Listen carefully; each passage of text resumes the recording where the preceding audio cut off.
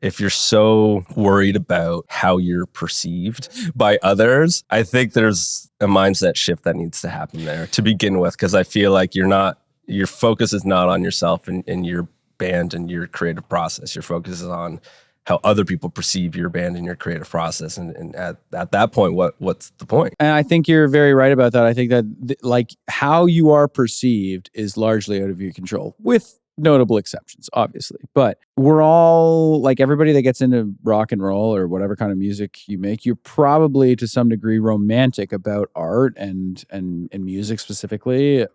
And you have some kind of like aspiration to live your life in a similar way to some of your heroes or whatever. I think that a lot of the pitfalls that we kind of got into and other bands of our era got into, our peers at the time were like, well, Fugazi didn't do that, so we can't do that. It's like, well, two things about that. Number one, you weren't in Minor Threat, so you can't do it. Like, so there's that. Yeah, start a band as good as Minor Threat, then we'll talk. You're not a lord. And number two is it's not in 1986 anymore. I can't remember who said this quote, but I think it's a tongue-in-cheek quote. It's a good one, but there may have been times more beautiful than this, but this one is ours.